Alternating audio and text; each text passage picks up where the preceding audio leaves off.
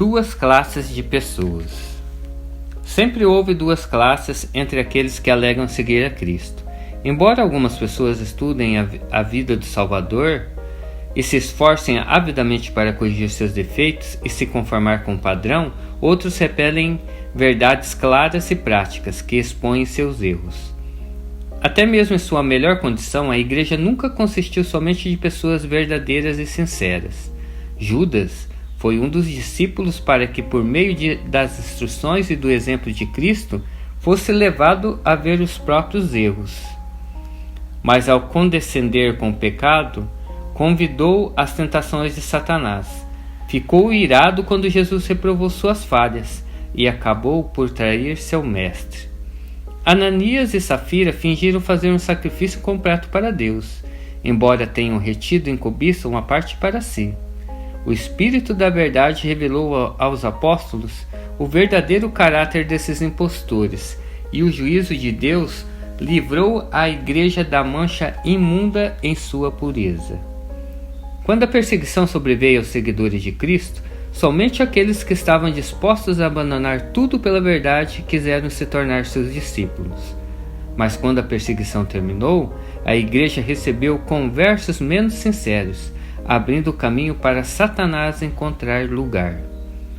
Quando os cristãos concordaram em se unir aos parcialmente convertidos do paganismo, Satanás celebrou.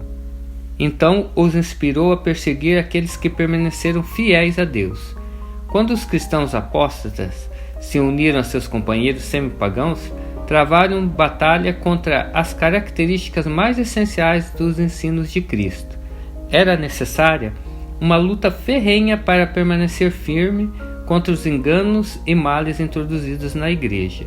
A igreja não aceitava mais a Bíblia como padrão de fé. Chamava a doutrina da liberdade religiosa de heresia e condenava aqueles que defendiam esse ensino. Após um longo conflito, os fiéis perceberam que a separação era absolutamente necessária. Não ousavam tolerar erros que seriam fatais à sua alma e colocariam em risco a fé de seus filhos e netos. Sentiam que a paz custaria caro demais se precisassem comprá-la, sacrificando princípios. Se pudesse obter unidade somente comprometendo a fé, então que houvesse divergência e até mesmo guerra. Os primeiros cristãos eram pessoas verdadeiramente distintas, pequenas em número, sem riquezas, posições ou títulos de honra. Eram odiados pelos ímpios, assim como Caim odiava Abel. Dos dias de Cristo até hoje, seus discípulos fiéis têm despertado ódio e oposição da parte daqueles que amam o pecado. Então, como o Evangelho pode ser chamado de uma mensagem de paz? Anjos cantaram sobre as planícies de Belém. Glória a Deus nas alturas e paz na terra aos homens, aos quais ele concede o seu favor. Parece haver uma contradição entre essa declaração profética e as palavras de Cristo. Não pensem que vim trazer paz à terra. Não vim trazer paz, mas espada. Se compreendidas de maneira correta, as duas estão em perfeita harmonia. O Evangelho é uma mensagem de paz. A religião de Cristo, se aceita e obedecida, espalharia paz e felicidade por toda a terra. Era a missão de Jesus nos reconciliar com Deus e uns com os outros. No entanto, a maior parte do mundo está sob o controle de Satanás, o mais amargo inimigo de Cristo. O Evangelho apresenta princípios de vida completamente opostos aos hábitos e desejos das pessoas, e elas se levantam contra essa mensagem. Odeiam a pureza que condena o pecado e perseguem aqueles que proclamam suas santas prerrogativas. É nesse sentido que o Evangelho é chamado de espada. Muitos são os fracos na fé. Estão prontos para perder a confiança em Deus porque Ele permite que os maus prosperem, ao passo que os melhores e mais puros são atormentados por seu poder cruel. Como aquele que é justo, misericordioso e infinito em poder tolera tamanha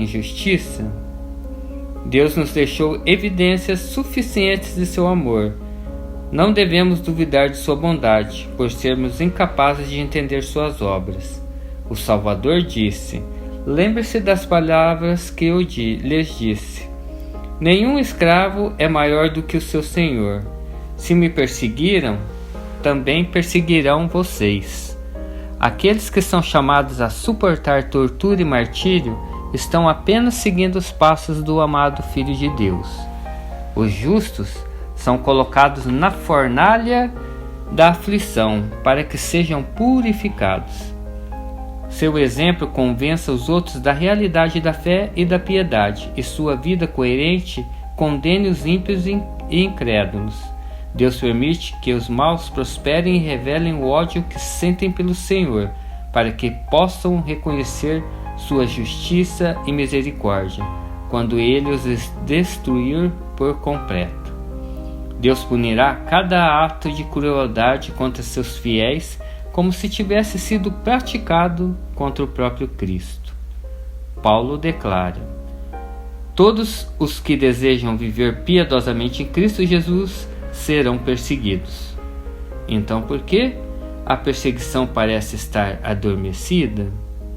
O único motivo é que a igreja se conformou ao padrão do mundo e por isso não desperta oposição. A religião em nossos dias não é a fé pura e santa de Cristo e de seus apóstolos.